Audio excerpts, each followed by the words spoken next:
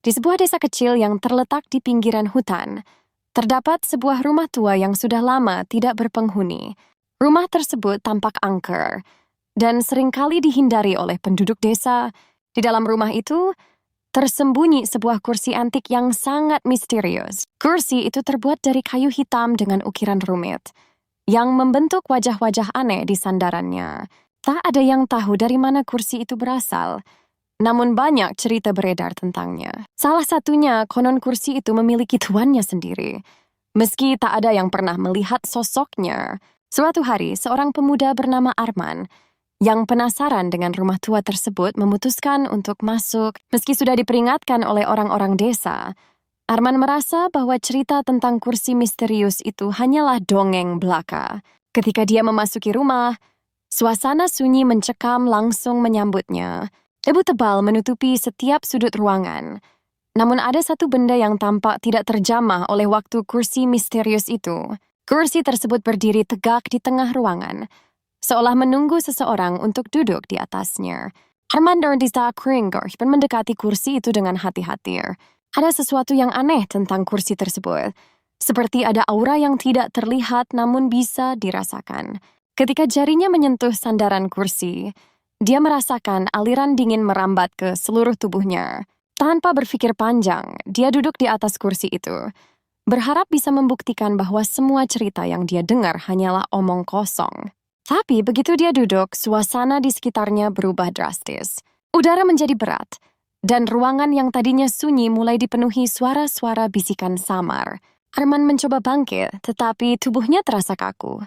Sesuatu yang tak terlihat seolah menahannya di tempat. Siapapun yang duduk di kursi ini harus menjadi tuannya.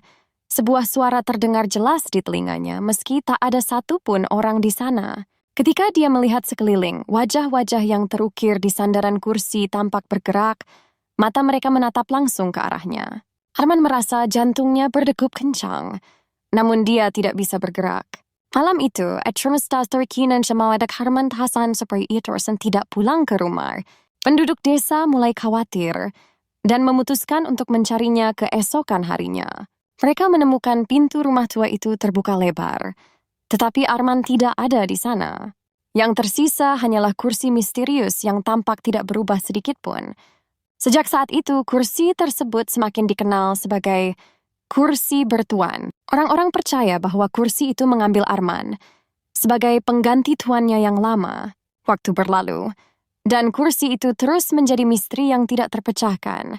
Setiap kali ada seseorang yang mencoba mendekatinya, mereka merasakan hal yang sama seperti yang dirasakan Arman. Sebuah sensasi dingin yang membuat mereka mundur. Tidak ada yang berani duduk di kursi itu. Petror Aisikcer, cerita tentang Arman menjadi legenda di desa, dan kursi tersebut dianggap terkutuk. Beberapa orang mengatakan bahwa kursi itu adalah portal ke dunia lain, tempat jiwa-jiwa yang terjebak menunggu pembebasan. Suatu malam, seorang wanita tua bernama Maksari, yang dianggap memiliki kemampuan melihat hal-hal gaib datang ke rumah tua itu. Dia ingin mengetahui apa yang sebenarnya terjadi pada kursi tersebut. Dengan keyakinan kuat, dia melangkah masuk dan berdiri di depan kursi itu. Matsari menatap kursi tersebut dengan tajam, seolah berbicara dengan sesuatu yang tidak terlihat. Kursi ini memiliki pemilik yang tak pernah mati, katanya dengan suara lirar. Tuannya masih hidup, tetapi bukan di dunia kita. Matsari tidak duduk di kursi itu, tetapi dia menyentuhnya dengan tangan gemetar. Dalam sekejap, dia melihat bayangan seorang pria yang terperangkap dalam kegelapan, wajahnya penuh dengan penyesalan. Bayangan itu berusaha keluar, tetapi kursi itu menahannya. Maksari tahu bahwa tuan kursi itu bukan hanya sekadar manusia biasa. Dia adalah roh yang terikat pada benda tersebut, menjadikannya tempat persinggahan bagi jiwa-jiwa yang hilang. Keesokan harinya, Maksari bercerita kepada penduduk desa tentang penglihatannya. Dia memperingatkan mereka agar tidak ada yang mencoba duduk di kursi itu lagi. Menurutnya, satu-satunya cara untuk menghentikan kutukan kursi tersebut adalah dengan menemukan cara untuk melepaskan tuannya. Namun, meskipun begitu, penduduk desa memutuskan untuk menutup rumah tua itu dan tidak pernah mendekatinya lagi. Namun, misteri kursi bertuan itu tidak berakhir di sana. Setiap kali bulan purnama tiba, beberapa penduduk desa mengaku mendengar suara bisikan dari arah rumah tua. Bisikan itu seolah memanggil seseorang untuk datang dan duduk di kursi tersebut. Beberapa orang yang mendengar bisikan itu merasa tertarik dan tergoda untuk menjawab panggilannya, tetapi ketakutan akan legenda yang mengerikan membuat mereka mengurungkan niat. Pada suatu malam, seorang pemuda yang baru pindah ke desa bernama Dika mendengar cerita tentang kursi misterius itu.